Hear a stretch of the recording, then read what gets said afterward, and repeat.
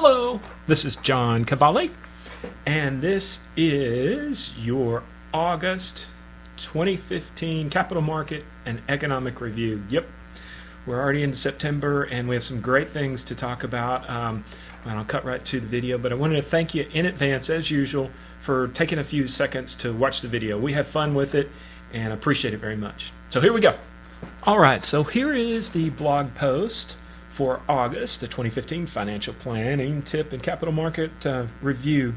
This one was, if you've been following, this month's financial planning tip was first written up in Credit.com. Credit.com has asked me to write a monthly article on a financial planning tip, which this came from a conversation that I had from one of you, and it was awesome, just terrific. And it's basically on when not to file an insurance claim. And clearly there are times when we file an insurance claim. The spirit of what needs to be known is that not every time is a time to file an insurance claim. I mentioned down here that you want to think of our insurance as a major dollar safety net, not a piggy bank. If we have a $1,000 deductible and we have an $1,100 claim, we're probably not going to want to make that claim. I give some examples here, and that's the very good first example. The second example that I gave was the inability to prove the value of your claim, and that could be with tangible objects such as jewelry or like a depreciated asset of some type. And so the key thing here is to make sure before you run off and actually call your insurance company and say, hey, I have a claim, or even call them to check out your claim. In doing a little research for this article, I found out that there's a service called Clue.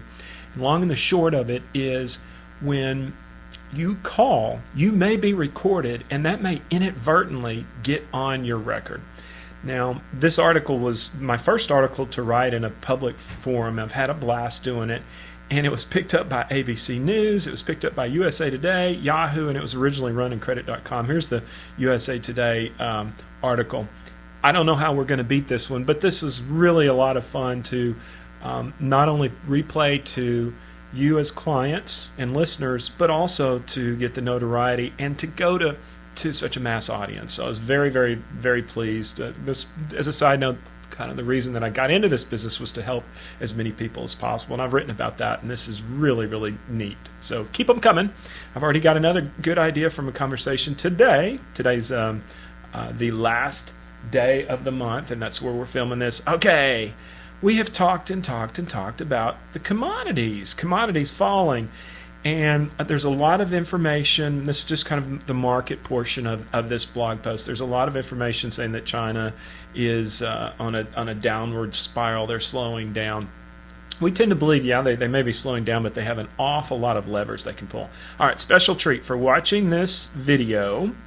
I'm going to pull up the current futures contract. Now, the futures forward month futures contract has settled, so this is aftermarket trading. Check this out. This is just today.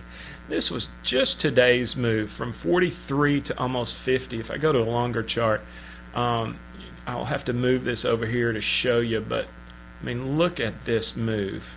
This was an unbelievable move. We've just been stunned by how fast this moved. There are probably an awful lot of people that were really beat up on this move. Okay, we'll stop admiring the move, and the reason I repeat it is because I mentioned it last week. A lot of people were selling completely out of all of their commodities positions. This could change. We could fall back down, but for right now, it's interesting to see how quickly this has moved. We always talk about never going all in. A diversified portfolio in all manners, all asset classes. Yeah, sometimes when you see something, when you see it going the other way, you wonder why you own this asset class, but it's for these type of moves. It moves so dramatically. I mean, a humongous move from the 37 to almost the 50. That's what happens. We have these asset classes, and you agnostically own them. So that's it. Hopefully you've enjoyed the Credit.com article that was published in quite a few different places, and thank you very much for watching the video. We have fun with them, and we'll talk to you next month at the latest. Thanks very much.